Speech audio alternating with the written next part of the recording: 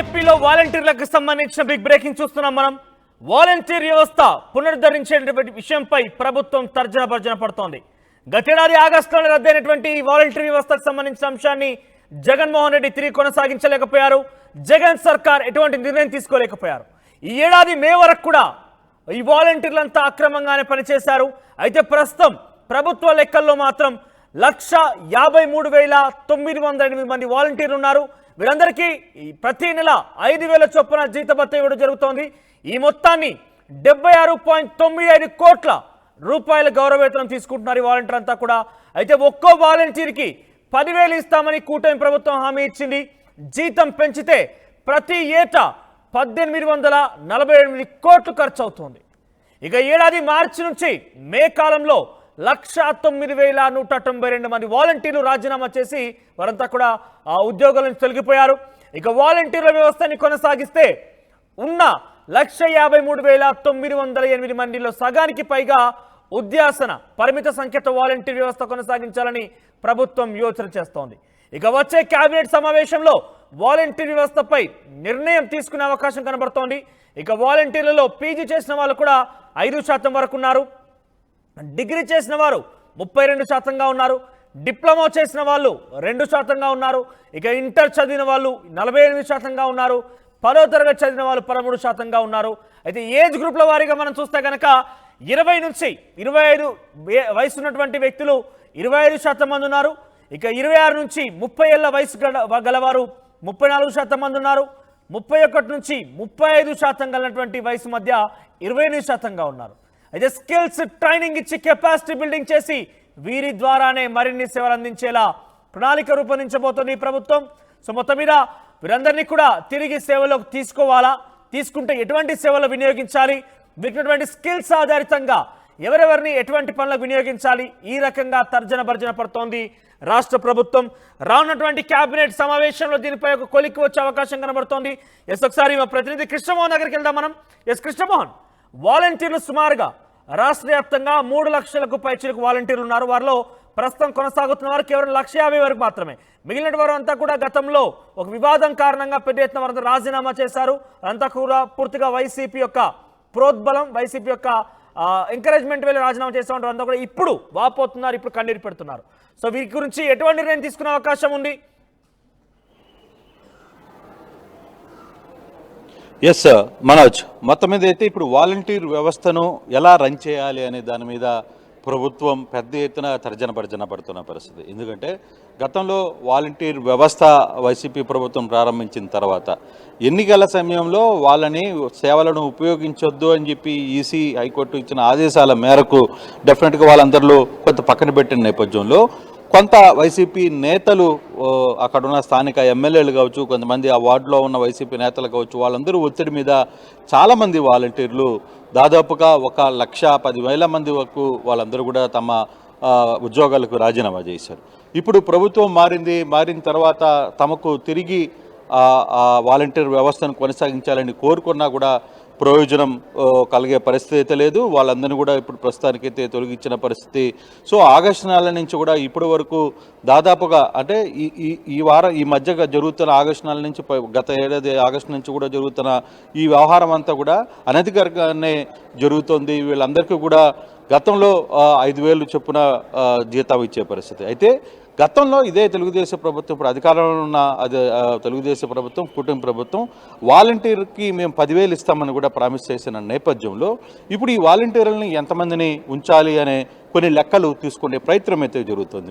దాంతో దాదాపుగా ప్రస్తుతానికి 1,53,908 వాలంటీర్లు ఉన్నట్టుగా ఒక అంచనాకైతే వస్తున్నారు. వీళ్ళకి గౌరవవేతంగా 5,000 చొప్పున వేస్తే 76 కోట్ల రూపాయలు, దాదాపుగా 76.95 crores ఖర్చు అయ్యేది అంచనాకు వస్తున్నారు. అదే 10,000 చొప్పున కానీ వీళ్ళందరూ కూడా అంచనా కానీ వేస్తే, అంటే గవర్నమెంట్ కానీ నిజంగానే 10,000 జీతం పెంచి ఉన్న వాలంటీర్లను ఉపయోగించుకునే ప్రయత్నం కానీ చేస్తే మాత్రం ఏడాదికి 1848 కోట్ల రూపాయలు ఖర్చు అవుతుందనేది ఒక అంచనాకి వస్తున్న పరిస్థితి.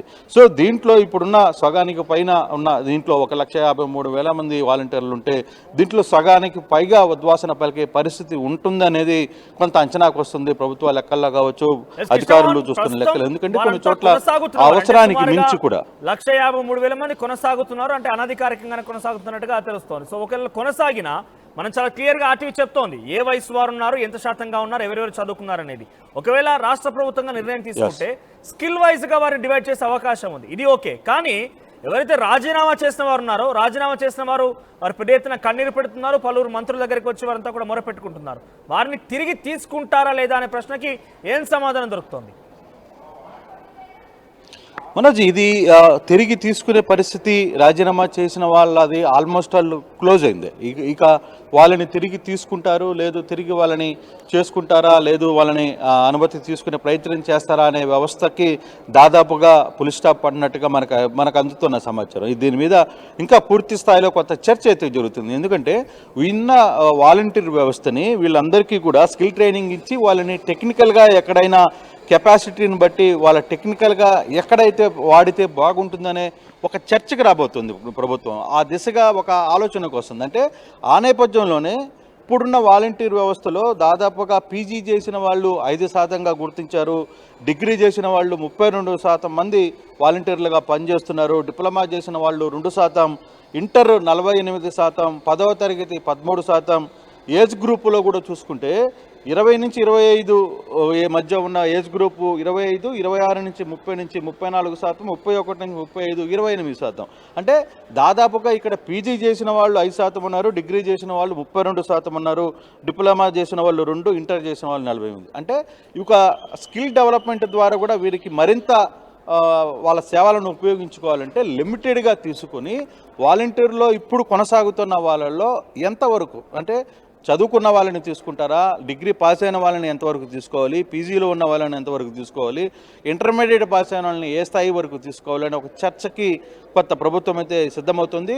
బహుశా రాబోయే రోజుల్లో దీని మీద ఒక పూర్తి అవగాహనకు వచ్చేయాలి అనే ఒక ప్రయత్నం అయితే చేస్తుంది. అయితే ఇప్పుడున్న వాలంటీర్ వ్యవస్థ కూడా చాలా వరకు తగ్గే పరిస్థితి ఉంటుందనేది మనకు కొంత సమాచారం అయితే కనపడుతుంది. అయితే ఉన్నంత వరకు వాలంటీర్ వ్యవస్థని వాడుకోవాలి అనుకుంటే 10,000 గౌరవ వేతనం పెంచినప్పటికీ ఉన్న స్కిల్డ్ ఎవరైతే వాలంటీర్లు ఉన్నారో వాళ్ళని మాత్రమే మనం ఉపయోగించుకుంటే ప్రభుత్వానికి కావచ్చు ఇతర అంశాలు కూడా ఉపయోగపడుతుంది తప్పితే ఎవరో కార్యకర్తలు చెప్పిన వాళ్ళందరికీ నాయకులు సూచించిన వాళ్ళందరికీ కూడా గతంలో వాలంటీర్ ఉద్యోగాలు ఇచ్చేశారు, వాళ్ళందరూ కూడా వాలంటీర్లుగా పనిచేశారు, వాళ్ళందరికీ 5,000 జీతాలు ఇచ్చారు అనేది ఒక చర్చ. సో అవన్నీ సిస్టమ్ లేకుండా దీంట్లో కూడా క్వాలిటీ అండ్ స్కిల్డ్ ఉన్న వాలంటీర్లని మాత్రమే మనం సెలెక్ట్ చేసుకుని వాళ్ళని ప్రభుత్వ సేవలకు ఉపయోగించుకుంటే జీతం కూడా వారికి కొంత పెంచే అవకాశం ఉంటే ఆ దిశగా ముందుకు వెళ్తచ్చు కొంత పరిణితి. అయితే ఇప్పుడున్న సమస్య ఏంటంటే అంటే రాజీనామా చేసిన వాళ్ళు కావచ్చు, కొంతమంది వెళ్ళిపోయిన వాళ్ళు కావచ్చు, వాళ్ళు తిరిగి మేము ఉద్యోగాలు కావాలంటున్నారు. వాళ్ళకి మరి ఏం చేయాలి అనేది ఇంకా ప్రభుత్వం నిర్ణయం తీసుకోలేదు. ఉన్న 1,53,000 మందిలో ఎంతమంది వాలంటీర్లు ఉంటారు, వాళ్ళలో కొంతమంది ఉద్వాసన పలుకుతారా అనే ఒక చర్చ కూడా కనపడుతుంది. మనోజ్, రైట్ కృష్ణమోహన్. సో మొత్తం మీద ఏపీలో వాలంటీర్ల సంఖ్య చూస్తే కనుక సుమారుగా 3 లక్షల మంది వాలంటీర్లు, అంటే అటు ఇటుగా 3 లక్షల మంది వాలంటీర్లు అయితే ఏపీలో గత ప్రభుత్వంలో కొన్ని సేవలు వినియోగించుకున్నారు. దాదాపుగా వార్డుకు ఒక వాలంటీర్ చొప్పున అక్కడ పెద్ద ఎత్తున వాళ్ళ యొక్క పెన్షన్ల పంపిణీ కార్యక్రమాలు కావచ్చు, ప్రభుత్వ పథకాలను కావచ్చు, వివిధ రకాల్లో వారు వినియోగించుకున్నారు. అయితే గతంలో వచ్చినటువంటి ఒక ఫిర్యాదు మేరకు కావచ్చు పెద్ద ఎత్తున వాలంటీర్ వ్యవస్థను రద్దు చేయడం జరిగింది. ఆ రద్దు చేసినప్పటికీ సుమారుగా 1,53,000 మంది అక్రమంగానే, ఎప్పుడైతే రద్దయినప్పటి నుంచి సుమారుగా మే వరకు కూడా వారంతా అక్రమంగానే కొనసాగినట్టుగా భావించాలి. ఎందుకంటే వారు పూర్తిస్థాయి వ్యవస్థ రద్దయినప్పటికీ కూడా వాళ్ళు సేవలు వినియోగించుకున్నారు, వారు కొంత విధుల్లో నిర్వర్తించారు. అయితే ఈ ప్రభుత్వం ఏర్పాటైన తర్వాత వాలంటీర్ లేకుండా ఇటీవల కాలంలో పెన్షన్ పంపిణీ కార్యక్రమం జరిగింది. పలు సేవా కార్యక్రమాలు విస్తృతంగా సచివాలయ సిబ్బంది నేరుగా ప్రజలకు తీసుకెళ్తున్నారు. అనేక రకాలుగా వివిధ ఉన్నటువంటి క్షేత్రస్థాయి అధికారులు కూడా ముందుకు వెళ్తున్నారు. అయితే వాలంటీర్ వ్యవస్థని